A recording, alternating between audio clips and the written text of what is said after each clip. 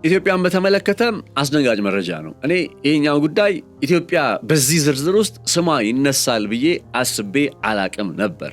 እነ ግብጽ፣ እነ ሩዋንዳ፣ እነ ኡዝቤኪስታን ምናምን የሚባሉ ስሞች አሁን በምነግራችሁ ጉዳይ ጋር ተያይዞ ስማቸው ሲነሳ የራሳቸው ጉዳይ ስለሆነ ብዙ ሰርፕራይዝ አያደርገኝም። ነገር ግን ኢትዮጵያ የሚለውን ስም ከዛ አስደንጋጩ መረጃ መካከል ስመለከት ይህንን ዘገባ መስራት እንዳለብኝ እርግጠኛ ሆንኩኝ። እያወራሁት የምገኘው ከሰሞኑ የአውሮፓ ህብረት ይፋ ስላደረገውና ኢትዮጵያን በተመለከተ ታሳቢ ያደረኩ ነው በማለት በ2027 በተለይ ማስፈጸም እጀምራለሁ ስላለው አዲስ እቅድ ነው። የአዲስ እቅድ ምንድን ነው? ለምንስ ደግሞ አስደንጋጭ ሆነ? ኢትዮጵያስ በዚህ ጉዳይ ላይ እንዴት ስሟ ተነሳ? ለዚህ ጉዳይ የኢትዮጵያ መንግስት አቋምስ ምን መሆን አለበት የሚለውን ነገር በዝርዝር እንመለከታለን። በተለይ አስደንጋጭ የመሆኑን ጉዳይ እኔ ኦነስትሊ ስነግራችሁ ከዚህ ቀደም ሩዋንዳ ስሟ በዚህ ጉዳይ ሲነሳ ሰምቻለሁ። ኡዝቤኪስታን ሲባል ሰምቻለሁ ከ2 ዓመት ምናምን በፊት አካባቢ ላይ እና ይሄ ጉዳዩ ከተነሳ በኋላም ደግሞ በእነዛ ሀገራት ውስጥ ለምሳሌ በሩዋንዳ ውስጥ ምን አይነት ተቃውሞ መጥቶ እንደነበረም ጭምር አልዘነጋም። አሁን 2024 አካባቢ ላይ እነ ሩዋንዳ ሲነሱበት የነበረውን ጉዳይ አሁን በ2026 ኢትዮጵያም እየተነሳችበት ነው። ዛሬ የምንመለከተው ይህንን ጉዳይ ነው። ሰላም ጤና ያስጥልን ክብራትና ክብራን የገበያ ፖድካስት ቤተሰቦች፣ ነፃነት ላቀው ነኝ። በገበያ ፖድካስት ቀደም ብሎ የነገርኳችሁን እንግዲህ ሐሳብ በዝርዝር እያየን አስደንጋጩን መረጃ በጋራ እየፈተሽነው ቆይታ እናደርጋለን። ቻናላችንን ሰብስክራይብ ማድረጋችሁ እንዳይረሳም፣ ይህ መረጃ ለብዙዎች እንዲደርስ ደግሞ ሼር በማድረግ እንድትተባበሩ በአክብሮት ጠይቃለሁ እና በዩቲዩብ ላይ ያው ግድ ነው የእናንተ አጋርነት የእናንተ ሼር ማድረግ፣ ኮመንት ማድረግ፣ ላይክ ማድረግ በጣም ያስፈልገናል። ቢካዝ እንደዚህ ስራችንን በአግባቡ እየሰራን እንድንቀጥል የእናንተ ቤተሰባዊ ድጋፍ የእናንተ ቤተሰባዊ አጋርነት በጣም ያስፈልገናል። በዚህ ረገድ ከሰሞኑ በጣም እንዳጠቃላይ ይመስለኛል ነገሩ ሀፕን እያደረገ ያለው ግን ደግሞ እኛ ላይ በግልጽ እያየ ነው ስለሆነ ሼር ማድረጋችሁ እንዳይረሳ በአክብሮት ነው የምጠይቃችሁ። ላይክ ማድረግ፣ ኮመንት ማድረጋችሁ እንዳይረሳም። ይሄን አሁን ብቻ የምታደርጉት ነገር ሳይሆን በሌሎች ጥንቅሮቻችን ላይም በሌሎች የገበያ ልዩ ጥንቅር፣ የገበያ ዜና፣ ሌሎች ፕሮግራሞቻችን ላይም እንዲሁ ሼር ማድረግ፣ ላይክ ማድረግ፣ ኮመንት ማድረግ፣ መረጃውን ለብዙዎች እንዲደርስ ማድረግ እንዳይረሳ። እንደምታውቁት አሁን ላይ ነው ኦልሞስት ወደ 650 ሺህ የሚጠጋ ሰብስክራይበር አለን በገበያ ሚዲያ ላይ። ዋይኖት ግን ለምንድን ነው 1 ሚሊዮን ማንገባው? ወደዛ ማንገሰግሰው ለምንድን ነው? እኛ እናንተ ተመልካቾቻችንን ተከታታዮቻችን የሚመጥን ስራ ለመስራት ሌት ቀን እየለፋን ከሆነ እናንተም ደግሞ ይህንን ልፋታችንን በላይክ በማድረግ ኮመንት በማድረግ ሼር በማድረግ እንድትወጡ በአክብሮት በድጋሚ ጠይቃችኋለሁኝ። አብራችሁ እንድትሆኑ በአክብሮት እየጋበዝኩኝ ወደ ዕለቱ ጥንቅር እሸጋገራለሁ። መልካም ጊዜ ይሁንላችሁ። ቃል ገባን፣ ቃላችንንም ጠበቀን። ዳኮርድ ሪል ስቴት ብቻ ሳይሆን እምነትን፣ መተማመንንና የተሻለ የነገ ህይወትንም ይገነባል። እንሆ ከ1 ዓመት ከ5 ወር በፊት በጀሞ 1 የተጀመረው ፕሮጀክት ዛሬ ባለቤቶቹ የቤታቸውን ቁልፍ በደስታ እየተረከቡ ነው። ታዲያ ይህ ታላቅ ዕድል እርስዎንም እየጠበቀ ነው። በምቹ አካባቢ፣ በዘመናዊ ዲዛይን፣ በፈጣን ግንባታ፣ ምቹ መኖሪያና በጊዜው የሚሰጥ እውነተኛ ውጤት። እርስዎም ይፍጠኑ፣ እድሉን ይጠቀሙ። አሁንም በዚሁ ሳይት ላይ በግንባታ ላይ ያሉ ባለ 1 መኝታ 80 ካሬ፣ ባለ 2 መኝታ 118 ካሬ፣ ባለ 3 መኝታ 148 ካሬ ከ678 ሺህ ብር ቅድመ ክፍያ ጀምሮ እስከ 1.25 ሚሊዮን ብር የሚደርስ ልዩ ቅናሽ እንዲሁም 70% የባንክ ብድርን አመቻችተናል። ዛሬውን ይወስኑ፣ የነገውን ምቹና የተረጋጋ ህይወት ይኑሩ። ለበለጠ መረጃ በ0911057674 ወይም 0926930578 ይደውሉ። ዳኮርድ ሪል ስቴት በልዩነት የተገነባ። ዛሬ የምነግራችሁ መረጃ ከሰሞኑ ኢትዮጵያን በተመለከተ እኔ ከተመለከትኳቸው ወይ ከሰማኋቸው ዜናዎች መካከል ያስገረመኝና ያስደነገጠኝ ዜና ነው። ነገሩ ለምንድን ነው ያስደነገጠኝ?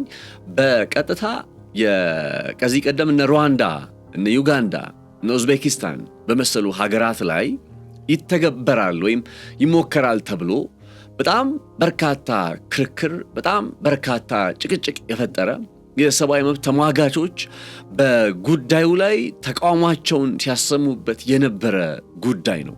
እንደ አውሮፓውያን አቆጣጠር በ2024 ወዲህ ባሉት ዓመታት ውስጥ የአውሮፓ ህብረት አባል የሚባሉ ሀገራት በተለይ የአፍሪካ ሀገራትን በተመለከተ ያላቸው እይታ ምን ያክል በቃ ሌላ የሆነ ደረጃ ላይ እንደደረሰ የሚያሳይና ጭራሻውን ሄዶ ደግሞ ምን አይነት አቋም ውስጥ መጥተዋል?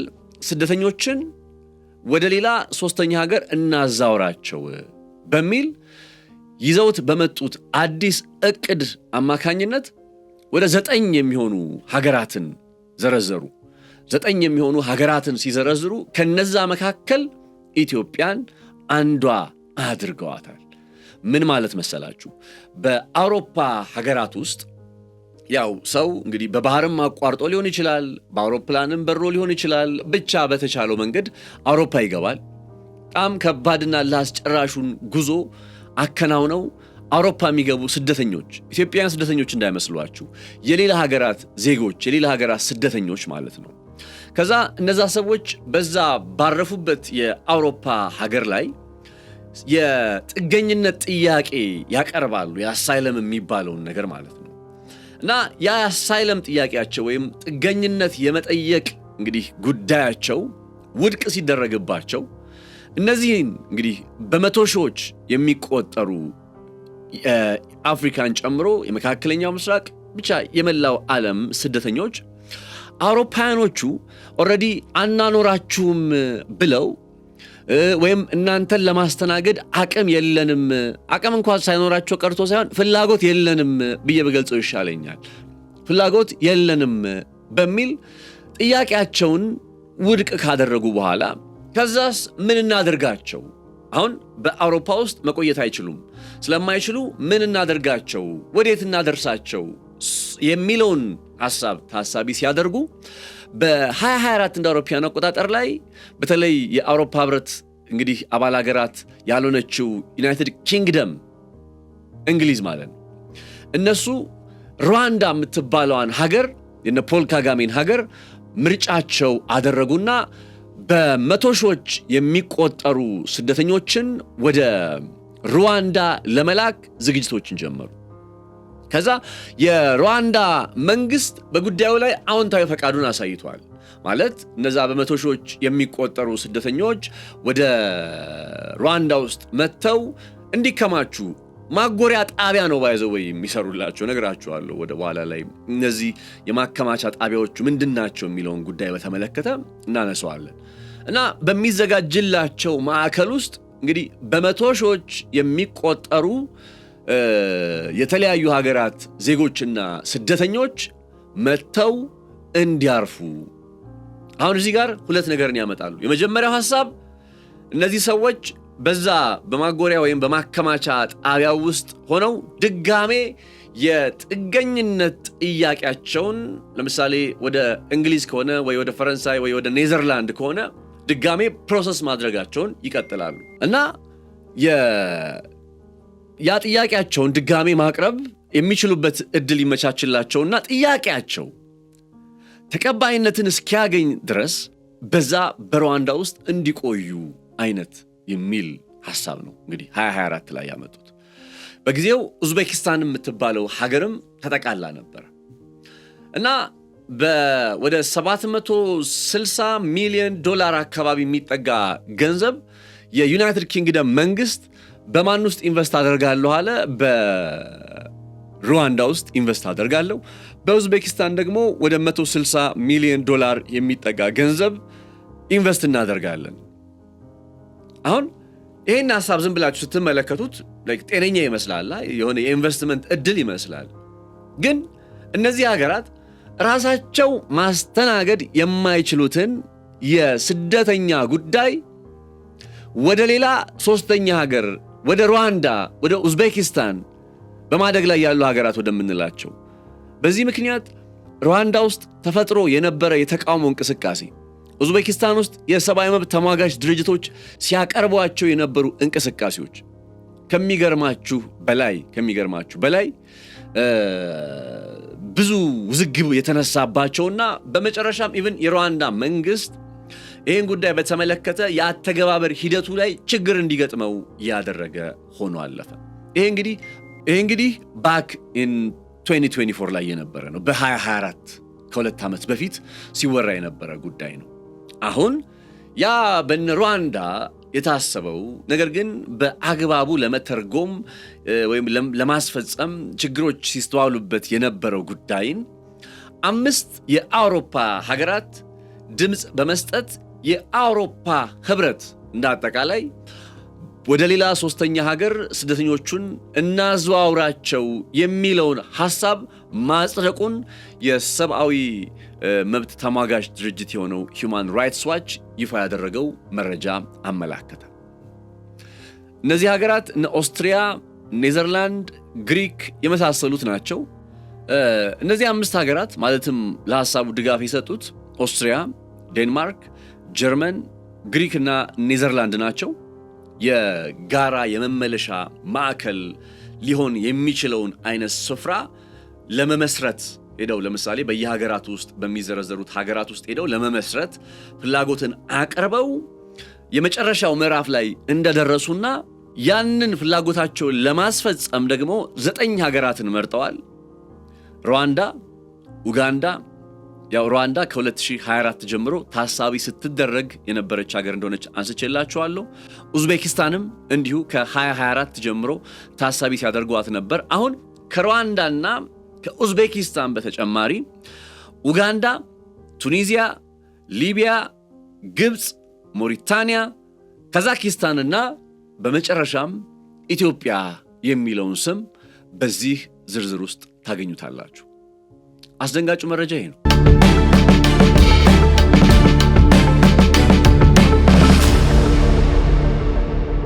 የህገወጥ ስደተኞች ተብለው ወይም የአውሮፓ ሀገራቱ ሊያስተናግዷቸው የማይፈልጉትን ዜጎች የጥገኝነት ጥያቄያቸውን ወይም አሳይለም ጥያቄ የምንለውን ያንን ውድቅ ያደረጉባቸውን እነሱ እኮ የአውሮፓዎቹ ሀገራት ያንን የጥገኝነት ጥያቄ ውድቅ ሲያደርጉ በተለያየ ምክንያት ነው።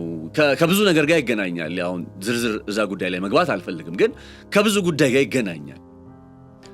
እነዛ ሰዎችን አሁን በዛ በአውሮፓ ውስጥ ማስተናገድ ስለማንችል ወይም ስለማንፈልግ የሆነ እነሱ የማይፈልጉትን ወይም አውሮፓ የማይፈልጉትን ይቅርታ፣ ስደተኞችን በዚህ አገላለጽ መግለጽ ፈልጌ አይደለም። የኛም ሀገር ስደተኞች በተለያየ ሀገር ላይ በጣም ከባድ የሆነ ነገር ይገጥማቸዋል። ከዚህ ቀደም ካስታወሳችሁ በሳውዲ አረቢያ ውስጥ የሚገኙ ኢትዮጵያውያን ስደተኞች ለምሳሌ በጣም በከባድ መከራ ውስጥ ነው ያሉት።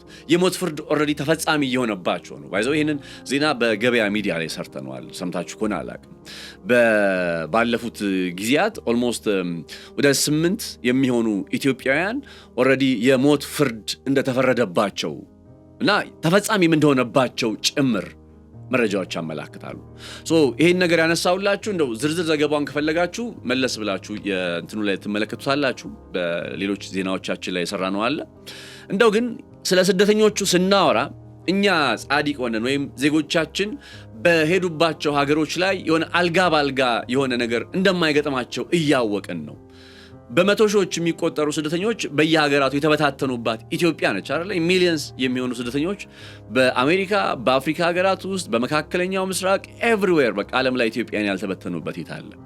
አሁን እነዚህ ሰዎችን እንግዲህ የኛ ስደተኞችም ጉዳይን ታሳቢ ባደረገ መልኩ ነው እንግዲህ ነገሩን ማለት እንዴት መሰላችሁ? አሁን የአውሮፓዎቹ ሀገራት የማይፈልጓቸውን ስደተኞች ወይም እነሱ ሊያስተናግዱ የማይፈልጉትን ስደተኛ ኢትዮጵያውያን ቢሆኑ ችግር የለው። ኢትዮጵያውያኖች ሆነው ኢትዮጵያውያኑን ወደ ሀገራቸው መመለስ ከሆነ ችግር የለው።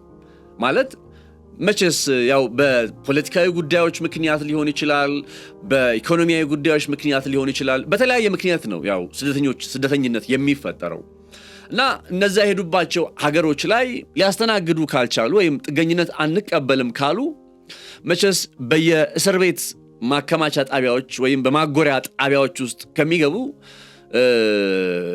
ዜጎቻችን ወደ ሀገራቸው ቢመለሱ የተሻለ ነው። ገብቷቸዋል። የአውሮፓ የስደተኛ ማዕከላት እንግዲህ ከመካከለኛው ምስራቅ ካሉ እንደነ ሳውዲ አረቢያ ውስጥ ከሚገኙ የስደተኛ ማጎሪያ ማዕከላት ውስጥ በተወሰነ መልኩ የተሻለ ነገር ሊኖራቸው ይችላል። አትሊስት የሞት ፍርድ ቢፈረድባቸው እንኳን ሰምሃው የፍትህ ሂደቱ ላይ ግልጸኝነት ያለው እንዲሆን ጥረት ይደረጋል። ያም ማለት ግን ኢትዮጵያውያን ዜጎች ሆነው እነሱን ወደ ሀገራቸው ስለመመለስ አይደለም አሁን እየተወራ ያለው። ለየትኛውም ሀገር ስደተኛ የየትኛውም ሀገር ዜጋ ሊሆን ይችላል። በዛ ጥገኝነትን በጠየቀበት ሀገር ወይም ቦታ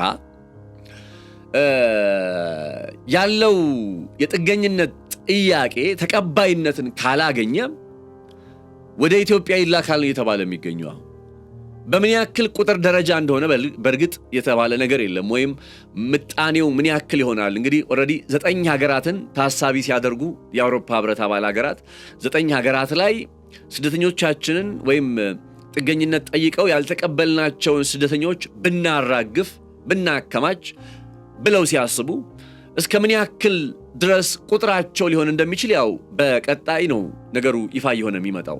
አሁን ላይ ግን በመርህ ደረጃ እነዚህ ሀገራት ኢትዮጵያንም የስደተኛ ማራገፊያ ለማድረግ በያዙት እቅድ ውስጥ አጠቃለው የመምጣታቸው ጉዳይ እንደው ዜናውን አይቸው ነገሩ በዝምታ ባይታለፍ መልካም ስለሆነና እንደው ብታቁት በሚል ስላሰብኩኝና የግድ መወራት አለበት። አንዳንዴ በእኛ ሀገር በውስጥ ጉዳያችን ላይ ያው ብዙ የምንመለከታቸው ነገሮች አሉ። እነዚህ ደግሞ ቀጠናዊ ጉዳዮችን ጭምር ጂኦፖለቲካዊ አንድምታ ያላቸው ጉዳዮች ሲሆን ደግሞ የምንሰራበትም ጉዳይ ከመሆኑ አንጻር ነገሩን አይተን በዝምታ ልናልፈው የምንችል ጉዳይ ስላልሆነ ነው እንግዲህ ኢትዮጵያን የአውሮፓ ሀገራት የስደተኛ ማራገፊያ ለማድረግ በጥረት ላይ በዝግጅት ላይ የመሆናቸውን ጉዳይ በመረጃነት እንዲሁም በዛሬ የፖድካስት ቆይታዬ ላይ እንድንመለከተው ይዤ የመጣሁት የሆነው ነገር ይሄ ነው። አሁን ጥያቄ የሚሆነው እንዳልኳችሁ በምን ያክል ቁጥር በምን ያክል መጠን ከዛ የኢትዮጵያ መንግስትስ ለዚህ ጉዳይ የሚሰጠው ምላሽ የመሳሰሉት የሚሉት ነጥቦች ናቸው። ምክንያቱም እነዛ ሀገራት እነሱ ሐሳቡን ስላቀረቡት ብቻ አሊያም ደግሞ በእነሱ ዘንድ ስምምነት ስላለ ብቻ ነገሩ ተፈጻሚ ይሆናል ማለት አይደለም። የአውሮፓ ህብረት ጉዳዩን ቢያጸድቅም ነገር ግን ሀገራቱ ፈቃደኛ እስካልሆኑ ድረስ ማስገደድ አይችልም፣ ጫና ማሳደር አይችልም። የአውሮፓ ህብረት ኢትዮጵያ ላይ መጥቶ የስደተኞችን እንግዲህ ጥገኝነት ጠይቀው ያልተቀበልናቸውን ስደተኞች እንድትቀበሉ እንድትረከቡ እንፈልጋለን ብሎ ማስጨነቅ አይችልም። የአውሮፓ ህብረት ያንን ጉዳይ መወሰን የሚችለው የኢትዮጵያ መንግስት ነው። ስለዚህ የኢትዮጵያ መንግስትስ ደግሞ በዚህ ጉዳይ ላይ ምን አይነት ምላሽ ይሰጣል? የአጠቃላይ ከዚህ ጋር ተያይዞ ምንድነው ሰጥቶ መቀበል በሚለው ሂደት ውስጥ እነዚህ የአውሮፓ ሀገራት ኢንቨስትመንት ስላመጡ እንደዚህ አይነት ነገሮችን ጎን ለጎን ማስገደድ እንደሚችሉ ታሳቢ አድርገው ነው ወይንስ ዓለም አቀፋዊ ተሞክሮ እንዴት ይገለጻል የሚለውን እያየነው እንቀጥላለን። ካፍታ በኋላ ልመለስ።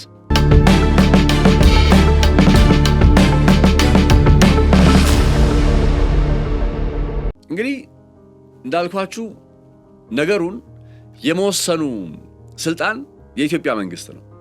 የኢትዮጵያ መንግስት እነዚህን ዜጎች ወይም የአውሮፓ ሀገራቱ እንልካቸዋለን እንመልሳቸዋለን ብለው የሚያስቡትን ዜጎች እቀበላለሁ ብሎ ከተስማማ ምንም ማድረግ አይቻልም። ምንም ማድረግ አይቻልም። እነሴንስ ጉዳዩ እንዳለቀ እንደደቀቀ ተደርጎ ይቆጠራል። ሩዋንዳ ውስጥ ግን እንደዛ አልነበረም። ሩዋንዳ ውስጥ 2024 ላይ ዩናይትድ ኪንግደም ነገሩን ለማስፈጸም ስትጀምር የሩዋንዳ መንግስት የፖል ካጋሜ አስተዳደር በጉዳዩ ላይ ሰማው የፈቃደኝነት ወይም ሂደቶች እንዲጀመሩ የማድረግ ሂደት ጀምሮ ነበር። በነገራችን ላይ ልክ የአውሮፓ ህብረት ሐሳቡን ካጸደቀው በኋላ እያንዳንዱ ሀገራት ከተጠቀሰው ሀገር ጋር ለምሳሌ እንግሊዝ ልትሆን ትችላለች፣ ወይ ኔዘርላንድ፣ ወይ ግሪክ፣ ወይ ኦስትሪያ፣ ወይ ጀርመን ቀጣይ ከኢትዮጵያ ጋር የግድ የባይላተራሉን የሁለትዮሹን ስምምነት መፈራረም አለባቸው። ይህን ነገር ለማድረግ የሁለትዮሹን ስምምነት ከተፈራረሙ በኋላ ነው ተፈጻሚነቱን ጉዳይ ታሳቢ ማድረግ የምንችለው እና ይህንን ጉዳይ የመወሰኑ ኃላፊነት የኢትዮጵያ መንግስት ነው ያልኳችሁ ለዚህ ነው። እነዚህ ሀገራት ያው እንደመነሻ አድርገው ሲያቀርቡ ከዚህ ቀደም ሀገራቱ የስደተኞች አያያዝን በተመለከተ ምን አይነት ተሞክሮ አላቸው የሚለውን ጉዳይ በተወሰነ ደረጃ መነሻ ያደርጋሉ። ለምሳሌ የሰብአዊ መብት አያያዝ የመሳሰሉት ነጥቦችን ታሳቢ እናደርጋለን ይላሉ። ነገር ግን ለምሳሌ አሁን እንደ ኢትዮጵያ የመሰለ ሀገር የራሳችን ማለት በጣም ብዙ ከአቅም በላይ የሆነ ችግር አለብን። ከአቅም በላይ የሆነ ችግር አለብን ሴንስ አሁን እነዚህ ሰዎች በጦርነት ምክንያት ተፈናቅለው ከዛ መጠለያቸው ፈርሶ ሕይወታቸውን ለማዳን ብለው ወደ ኢትዮጵያ ቢመጡ ኖሮ ብዙም አይገርመኝም ወይም የምቃወመው ነገር አይደለም። መቼስ የኛም ዜጎች በችግር ጊዜያት ወደ ጎረቤት ሀገራት እየሄዱ መጠለል የተለመደ ነው። ገብቷቸዋል። የሱዳን ጦርነት የእርስ በርስ ጦርነት ሳቢያ መተማ ኦልሞስት የሱዳን ከተማ እስከምትመስል ድረስ በሱዳናውያን ስትጨናነቅ አሁን ያልኳችሁ የነበረ ኧረ ስደተኛ መጣ ምናምን የሚል አይነት ነገርን አላነሳንም። አሚን ከዜኖፎቢያ ጋር የሚገናኝ አይደለም ነገሩ ለማለት ነው። ስደተኞችን ከመጥላት አንጻር አይደለም። በችግር ምክንያት፣ በጦርነት ምክንያት፣ በቀውስ ምክንያት፣ በተፈጥሮ አደጋዎች ምክንያት እና በመሳሰሉት ኢትዮጵያ እንደዚህ አይነት ታሪክ የላትም። የኤርትራ ስደተኞች ለዚህ ምስክር ናቸው። አይ ቲንክ በመንግስታቸው ላይ ያላቸው መተማመን ወይም ደህንነታቸው አደጋ ላይ ከመውደቁ ጋር በተያያዘ በሺዎች የሚቆጠሩ ኤርትራውያን ስደተኞች ወደ ኢትዮጵያ እየመጡ በሰላማዊ መንገድ ህይወታቸውን ይገፋሉ። አዲስ አበባ ላይ ኤርትራውያኖቹ የት ሰፈሮች ላይ እንዳሉ በቃ በግልጽ ሰፈሮቹ በእነሱ እስከሚሰየሙ ድረስ ነው አይደለ በነፃነት የሚኖሩት። እኛም ደስ ይለናል። እነሱም አይከፋቸውም። ወንድም ህዝቦች ነን። ከእህቶቻችን ከወንድሞቻችን ጋር አብሮ መኖር ያን ያክል እንትን የሚል ነገር አይደለም። እንደው ከኤርትራ በዘለል ደግሞ ከሌላም አካባቢ ላይ መጥተው እንደው በእነዚህ አይነት ችግሮች ምክንያት በመንግስታዊ ችግር፣ በፖለቲካዊ ችግር በመሳሰሉት ምክንያት መጥተው እዚህ ኢትዮጵያ ውስጥ እንጠለል ቢሉ which is very good ገብቷቸዋል። ይሄ የኢትዮጵያ መንግስትን ለእንደዚህ አይነት ጉዳይ በስደተኛ ጉዳይ ላይ ያለው አቋም ይታወቃል። በዓለም ላይ ስደተኞችን በማስተናገድ ረገድ ኢትዮጵያ ግንባር ቀደም ከሚባሉት ሀገራት ተርታ የምትሰለፍ ነች። በነገራችሁ ላይ ግንባር ቀደም ከሚባሉት ሀገራት ውስጥ ነች። አሁን ነገሩን የተለየ የሚያደርገው ግን እነዚህ ሰዎች ወደ ኢትዮጵያ አይደለም መጀመሪያ የመጡት። አስጠልሉን ብለው የመጡት ወደ ኢትዮጵያ አይደለም፣ ወደ አውሮፓ ሀገር ነው የሄዱት። ወዴት? ወደ ፈረንሳይ፣ ወደ ጀርመን፣ ወደ ዩናይትድ ኪንግደም፣ ወደ ጣሊያን። አሁን እዛ ቦታ ላይ ሄደው ህይወትን ለመጀመር የተመኙ ናቸው እነዚህ ሰዎች። ከዛስ በኋላ ግን ኢቭን ሲመለሱ እኮ ለምሳሌ ወደ ኢትዮጵያ እንመልሳቸው ሲሉ ተገደው ጭምር ነው የሚመለሱት። እነዛ ሰዎች ወደ ኢትዮጵያ ለመውጣት ብለው አይደለም ከየቤታቸው የወጡት፣ ወይም ወደ ሌላ ሀገር ለመሄድ ብለው አይደለም። በቃ መዳረሻቸው ብለው ወደ አሰቡት ወደ አውሮፓ ለመሄድ ነው። በሄዱባቸው ቦታዎች ላይ ወረቀት ባይኖራቸውም ህይወት ጀምረዋል። ልጆች ወልደዋል፣ ሚስት አግብተዋል፣ ባል አግብተዋል፣ ተዋልደዋል። በቃ ላይፍ ጀምረዋል። ሙሉ ቤተሰብ እየነቀሉ ያለ ፈቃዳቸው ያለነሱ ይሁንታ ይህንንም የማይስማሙ ከሆነ የእስር እጣ ፈንታ ነው የሚገጥማቸው። አስገድደው ምኖቹን እነዚህን ስደተኞች ወደ ሌላ ሶስተኛ ሀገር እናዘዋውራቸው። ለምን እዛው ባሉበት ቦታ ላይ አሁን የሚፈልጉትን አይነት ካምፕ ሰርቶ መሬት ጠፍቶ እኮ አይመስለኝም። ባይዘው መሬት ጠፍቶ አይደለም፣ መኖሪያ ጠፍቶ አይደለም። እነዚህን ሰዎች አንፈልግም፣ ስለዚህ ወደ ኢትዮጵያ እንላክ፣ ወደ ኡዝቤኪስታን እንላክ፣ ወደ ሩዋንዳ እንላክ። ምን ማለት ነው ይሄ?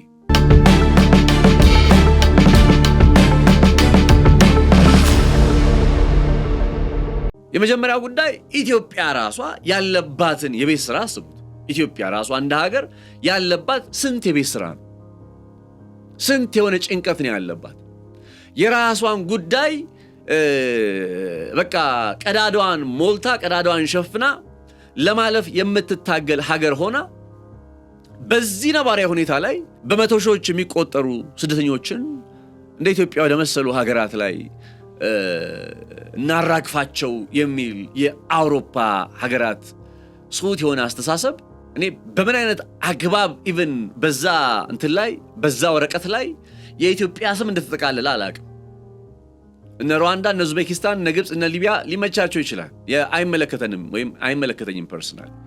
ነገር ግን ኢትዮጵያ የሚለው ስም በምን አይነት አግባብ ነው እዛ ቦታ ላይ የመጣው? እነዛ ሰዎች በኢትዮጵያን መዳረሻቸው አድርገው መጀመሪያ ከቤታቸው የወጡ ቢሆን ኖሮ እንዳልኳችሁ ነው። አይ ዶንት ማይንድ።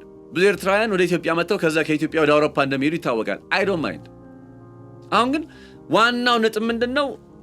ያልተቀበሏቸውን የጥገኝነት ጥያቄያቸውን ውድቅ ያደረጉባቸውን በሌላ ቋንቋ ሊቀበሏቸው የማይችሉ ዜጎችን የመጀመሪያው ሐሳብ ወደ ሀገራቸውን መልሳቸው ነው።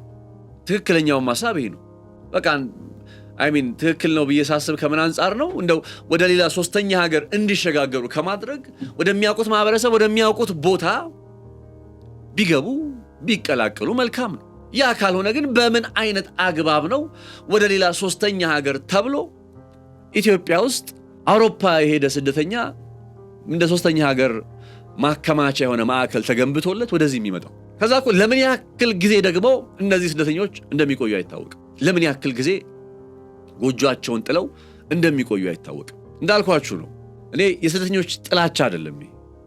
የአውሮፓ ህብረት ስሁት አስተሳሰብን ለምን እነሱ ለምሳሌ በኢኮኖሚ ካያችሁት የአውሮፓ ሀገራት ጥሩ የሚባል ኢኮኖሚ አላቸው። ለምሳሌ ጀርመን በዓለም ላይ ግዙፍ ኢኮኖሚ ካላቸው 5-6 ሀገራት መካከል የምትጠቀስ ነች።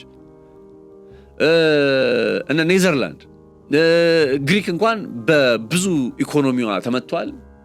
ከአይኤምኤፍ የብድር እንቅስቃሴ ጋር ተያይዞ ያው መቼስ ጥለው አይጥሏትም እንጂ ግሪክ በብዙ ዋጋ እየከፈለች ነው። ብቻ አብዛኛዎቹ የአውሮፓ ሀገራት በማደግ ላይ ካሉ ብለን ከምንገልጻቸው እንደ ኢትዮጵያ ከመሰሉ የአፍሪካ ሀገራት አንጻር የተሻለ ፐር ካፒታል ኢንካም እና ጂዲፒ አላቸው። የነፍስ ወከፍ ገቢና ጠቅላላ ሀገራዊ ምርት አላቸው። እነዚህ ሀገራት የራሳቸው እንግዲህ የተሻለ የነፍስ ወከፍ ገቢ ካለ ወይም ጂዲፒ ተጨማሪ ካለ ዝቅተኛ ጂዲፒ ወዳለበት ሀገር ዝቅተኛ የነፍስ ወከፍ ገቢ ወዳለበት ሀገር ለምንድን ነው ሊያራግፉ የሚፈልጉት? ለምን ማለት ምን አገናኘን? እኛ ኢትዮጵያ ወደ አውሮፓ ከሄደ ስደተኛ ጋር ምን ያገናኛታል? የትኛው ነጥብ ነው የሆነ ማለት የሚያገናኘን ሊሆን የሚችለው? እንደዚህ ሲባል የኢንቨስትመንት ጉዳይ ይነሳል። ለምሳሌ በሩዋንዳ ውስጥ ወደ $760 ሚሊዮን ጌትዌይ ለንደንስ ጌትዌይ ነው ምናምን የሚባል የኢንቨስትመንት ማዕቀፍ ተዘጋጅቶ እንግዲህ በዛ ማዕቀፍ ውስጥ ነገሮችን ተፈጻሚ ለማድረግ ልብ አድርጉ፣ በየዓመቱ ወደ አውሮፓ ኦልሞስት 700,000 ሰው የሚጠጋ ስደተኛ ይገባል። ከተለያዩ ሀገራት 700,000 ሰው የሚጠጋ አሁን በየዓመቱ ነው። ይሄ 2 ዓመት ሲሆን 1.4 5 ዓመት ሲሆን ኦልሞስት ወደ 4 ሚሊዮን በ5 ዓመት ውስጥ 4 ሚሊዮን ስደተኞች አውሮፓ ይገባሉ። ከነዛ ውስጥ ሌትስ ሴይ ግማሽ የሚሆነውን ተቀበሉ። በ5 ዓመት ውስጥ 2.5 ወይም 2 ሚሊዮን የሚሆነውን ተቀበሉ። 2 ሚሊዮኑን ያልተቀበሉት ጥገኛ ጠያቂ ነው ብለን ብናስብ ከነዛ ውስጥ አሁን የተዘረዘሩ 9 ሀገራት አሉ። ለ9 ብናካፍላቸው 2 ሚሊዮኑን ለ9 ቢካፈል በየዓመቱ እንደው ሌላውን ትተነው ማለት ነው 100 ሺህ ስደተኛ 100 ሺህ የሚጠጋ በአውሮፓ የጥገኝነት ጥያቄው ተቀባይነት ያላገኘ ስደተኛ ወዴት ይመጣል ማለት ነው? ወደ ኢትዮጵያ ይመጣል ማለት ነው። ይህንን 100 ሺህ ጉዳይ እንደ ሎንግረን አስቡት። በ5 ዓመት ውስጥ በ10 ዓመት ውስጥ ከሆነ ጊዜ በኋላ የኢትዮጵያ ሶሻል ስትራክቸሩ ገብቷችኋል አመላችሁ ነገር ከሆነ ጊዜ በኋላ ሚሊየንስ አውሮፓ ረግጠው ከዛ ወደ ኢትዮጵያ የተራገፉ የጥገኝነት ጥያቄያቸው ውድቅ የተደረገባቸው ሰዎች ይመጣሉ ማለት ነው። አሁን ይሄ ተገቢነት የለውም ነው መከራከር። በየትኛውም የኢንቨስትመንት ሂሳብ አይለወጥም። ኢንቨስትመንት የሚባለው ነገር ሲጀምር ሐሳቡ በቀጥታ የሆነ የኢትዮጵያ መንግስት የሚጠቅም አይነት ስራ ሊሰራበት ሳይሆን እንግዲህ እነዚህን ያው መቼስ በ100 ሺህም ሰው ይምጣ 200 ሺህም ሰው ይምጣ 50 ሺህም ሰው ይምጣ እነዚህን ሰዎች ያው ማስተዳደር አለ፣ በጀት ይፈልጋል አይደለ? እነዚህን ሰዎች ለማብላት ለማጠጣት የሆነ ነገር ይፈልጋል። እነዚህ ሰዎች ያው በቀጥታ ወደ ስራ እንትን ውስጥ አይቀላቀሉም፣ ወደ ስራ ገበያ ውስጥ አይቀላቀሉም። ስለዚህ እነሱ ወደ ስራ ውስጥ የማይገቡ ከሆነ ቁጭ ብለው ነው የሚቀለቡ የሚችሉት። በተወሰነ እንግዲህ እነዚህ የአውሮፓ ሀገራት ምንድነው በእነዚህ ሀገራት አስቀምጣ ለተወሰነ ጊዜ ነው ደግሞ ያም ተፈጻሚ የሚሆነው። እነዚህ ሰዎች ታበላለች፣ ታጠጣለች። ለዛ የሚሆን ኢንቨስትመንት የሚባለው ነው እንግዲህ $760 ሚሊዮን ምናምን አካባቢ ለሩዋንዳ ታሳቢ ተደርጎ ነበር የሚባለው። ይሄኛው ነው ኢንቨስትመንቱ። there is no investment። የምንም አይነት ኢንቨስትመንት ቢኖር ግን ነው ደግሞ the point። ምንም አይነት ኢንቨስትመንት ቢኖር ግን ይሄኛው ጉዳይ ተፈጻሚ ሊደረግ አይገባም። ምክንያቱም ኢትዮጵያ የአውሮፓ ሀገራት ውስጥ ሄደው የስደተኞች ጥያቄን ተቀብለው ከዛ ያልተቀበሏቸውን ስደተኞች ማራገፊያ ልትሆን የምትችል ሀገር ስላልሆነች፣ ስለዚህ በአስቸኳይ የአውሮፓ ህብረት ይህንን ታሳቢ እያደረገ ያለውን ኢትዮጵያን ስደተኛ አራግፍባታለሁ ብሎ ታሳቢ እያደረገ ያለ ሀሳቡን በአስቸኳይ እንዲያቆምና እንዲሰርዝ የኢትዮጵያ መንግስት ጥያቄ ማቅረብ አለበት ብዬ አምናለሁኝ። አይ ዶንት ኖ በምን አይነት መልኩ በዛ እንትን ላይ ዝርዝር ላይ እንግዲህ 9 ሀገራት ሲዘረዘሩ እዛ ዝርዝር ውስጥ ኢትዮጵያን በምን አይነት መልኩ እንዳስገቧት አላውቅም። እኛ በጦርነት ምክንያት፣ በተፈጥሮ አደጋዎች ምክንያት፣ በመሳሰሉት ምክንያት መሄጃቸው መጠለያቸው ወደ ኢትዮጵያ የሚመጡ ስደተኞችን እያስተናገድን ነው። እነሱን እናስተናግድ። በቃ ሚሊየንስ ናቸው ባይዘው ያሉት in millions። እነሱን ማስተናገዳችንን እንቀጥላለን። ነፃነት ላቀው ነበርኩኝ በገበያ ፖድካስት። ክብራትና ክብራን አብራችሁ ስለነበራችሁ በጣም ከልብ አመሰግናለሁ። መረጃ ሰጪ ሆኖ ካገኛችሁት ይህን ጥንቅር ለብዙዎች እንዲደርስ መረጃውን ሼር በማድረግ እንድተባበሩ አክብሮታዊ ጥሪን አቀርብላችኋለሁ። መልካም ጊዜ፣ መልካም ቆይታ ይሁንላችሁ። ቃል ገባን፣ ቃላችንንም ጠበቀን። ዳኮርድ ሪል ስቴት ብቻ ሳይሆን እምነትን፣ መተማመንንና የተሻለ የነገ ህይወትንም ይገነባል። እነሆ ከ1 ዓመት ከ5 ወር በፊት በጀሞ 1 የተጀመረው ፕሮጀክት ዛሬ ባለቤቶቹ የቤታቸውን ቁልፍ በደስታ እየተረከቡ ነው። ታዲያ ይህ ታላቅ ዕድል እርስዎንም እየጠበቀ ነው። በምቹ አካባቢ፣ በዘመናዊ ዲዛይን፣ በፈጣን ግንባታ፣ ምቹ መኖሪያና በጊዜው የሚሰጥ እውነተኛ ውጤት። እርስዎም ይፍጠኑ፣ እድሉን ይጠቀሙ። አሁንም በዚሁ ሳይት ላይ በግንባታ ላይ ያሉ ባለ 1 መኝታ 80 ካሬ፣ ባለ 2 መኝታ 118 ካሬ፣ ባለ 3 መኝታ 148 ካሬ ከ678 ሺህ ብር ቅድመ ክፍያ ጀምሮ እስከ 1.25 ሚሊዮን ብር የሚደርስ ልዩ ቅናሽ እንዲሁም 70% የባንክ ብድርን አመቻችተናል። ዛሬውን ይወስኑ፣ የነገውን ምቹና የተረጋጋ ህይወት ይኑሩ። ለበለጠ መረጃ በ0911057674 ወይም 0926930578 ይደውሉ። ዳኮርድ ሪል ስቴት በልዩነት የተገነባ